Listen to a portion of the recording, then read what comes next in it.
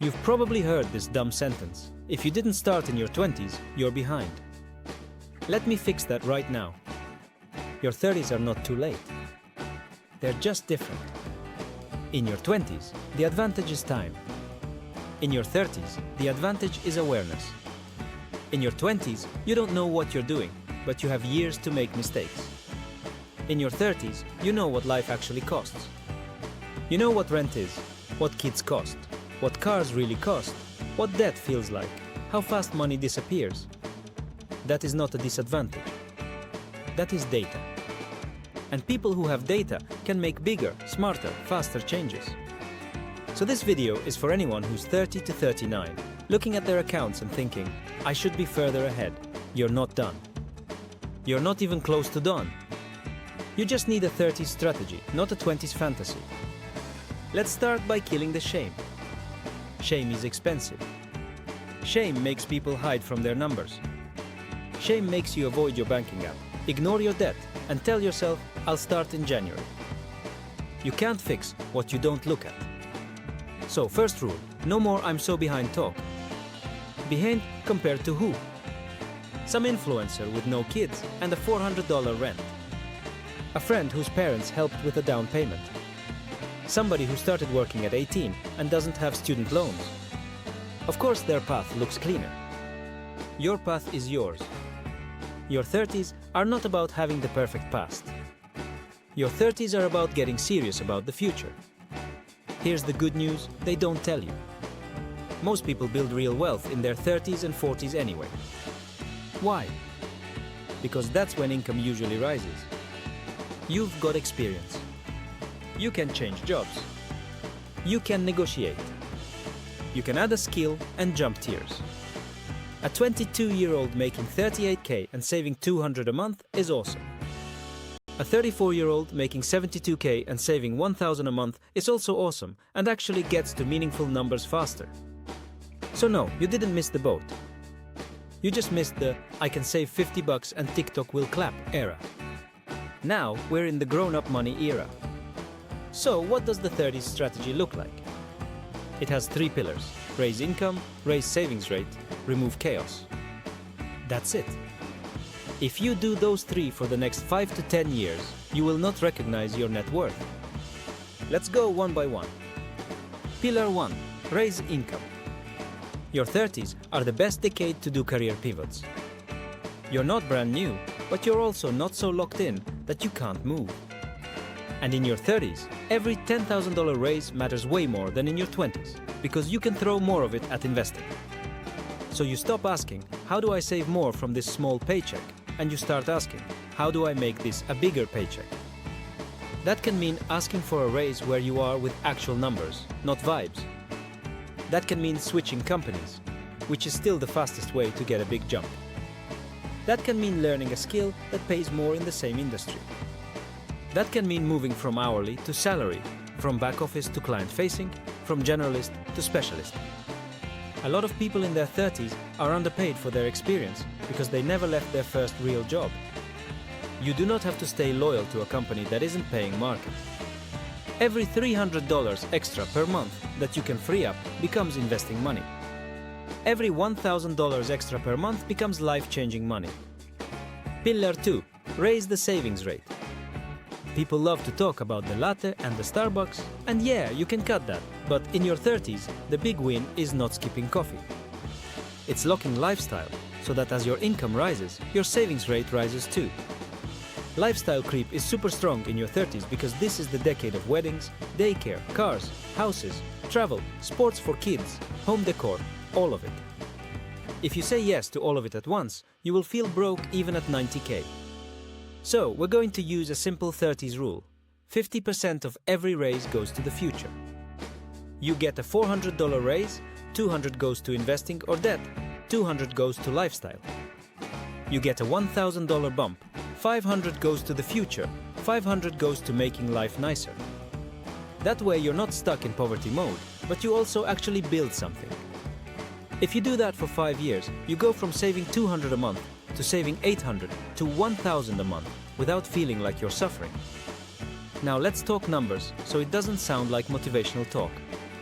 Say you're 32 you can invest $500 a month and you earn 7% on average. In 10 years, at 42, you're sitting around $86,000 to $90,000. If you can bump that to $800 a month in a couple of years, you're clearing $130,000 plus in that same time frame. If you can get to $1,000 a month and stay there, 10 years puts you well into the $160,000 to $180,000 range, depending on returns. That's from starting at 32, not 22. And then you still have your 40s. You can do a second 10-year run and you're in the multiple six figures, even 7, depending on pensions, RRSP 401k matches, and real estate.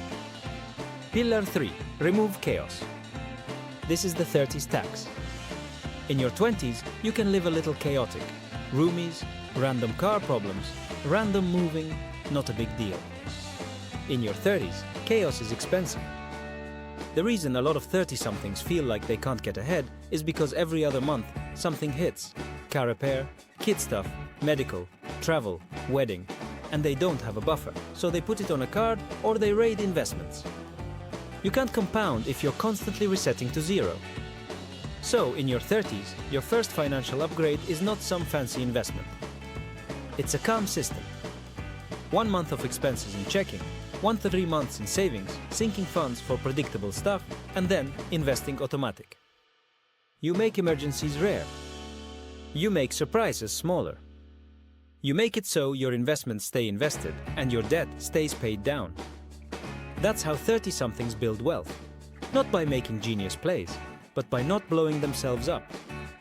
We should also talk about debt, because a lot of people enter their 30s with leftovers, student loans, credit cards from their 20s, maybe a car that was too expensive.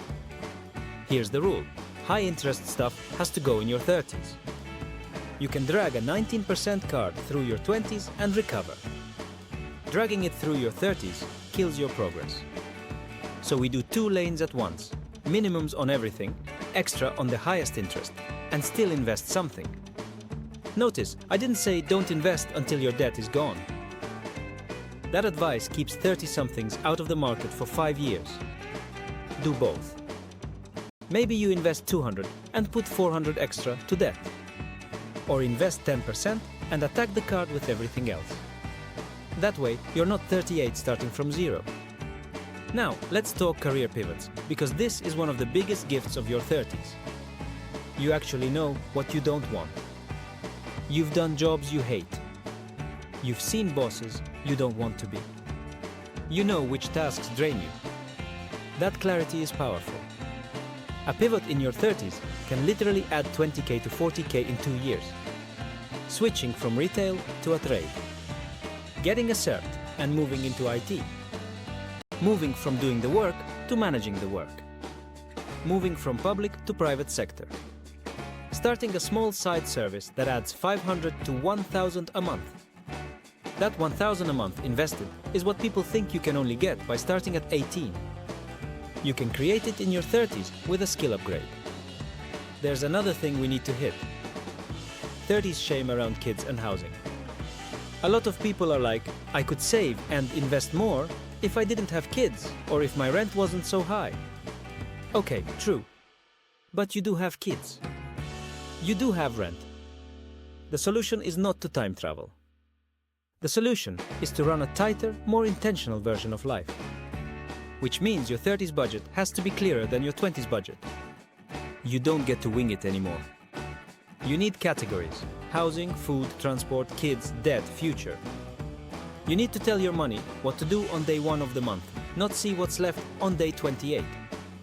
That's how you carve out 200 to 600 for investing in a decade where everything wants your money. Let's do 3 scenarios so you can hear yourself in one of them. Scenario 1. 31, single, renting. Take home 3,500, no kids.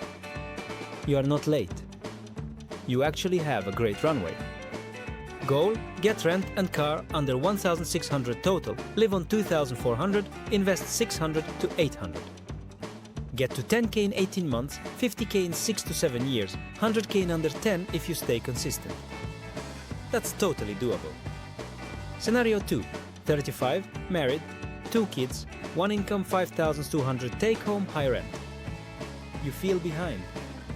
Plan 1 month buffer in 60 days. Kill credit card, invest $300 a month in RRSP 401k.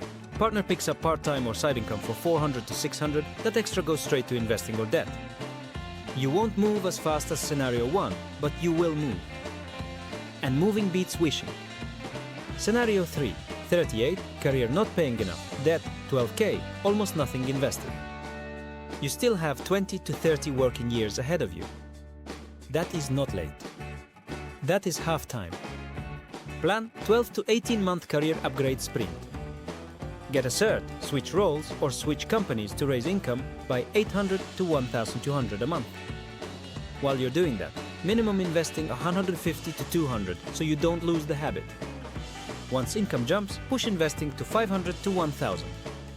In 10 years, this person can still hit $150k to $250k invested, plus paid down debt, plus equity if they own. That's a very solid 40s. Here's the mindset to keep. Your 20s are for trying things. Your 30s are for choosing things. That means saying no more. No to the too big house. No to the second car upgrade. No to copying friends who make more.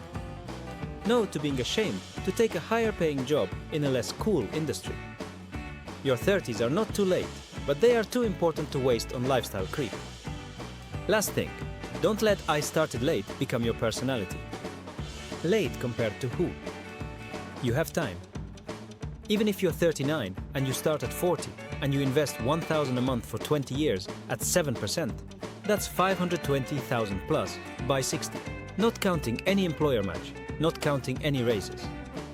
If you manage $1,500 a month, you're in 7-figure territory. That's starting at 40. The only real too late is 10 more years of doing nothing because you were embarrassed. Don't do that. So here's your 30s action plan. 1. Look at your real numbers this week. No hiding. 2. Set a 12-month income goal. Raise, new job or pivot. 3. Pick a savings rate target, not a dollar target. 15% now, push to 20 to 25% as income rises. 4. Build a 1-3 month buffer so you stop raiding investments. 5. Automate investing so it happens even on chaotic months. 6. Stop comparing to your friends' highlight reels. You're not late. You're leveling up. This is Compound State. We don't panic in our 30s. We double down in our 30s.